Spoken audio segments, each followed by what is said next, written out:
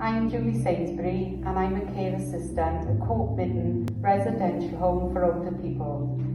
Hi, I'm Katrina. I'm one of the occupational therapists working in Anvil Court, Aberdeen.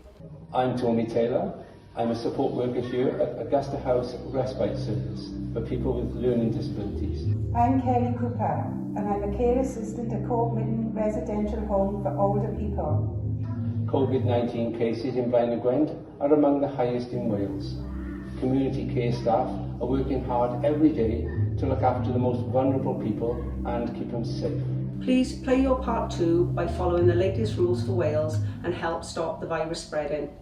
Let's keep Blaenau Gwent safe together. Thank you.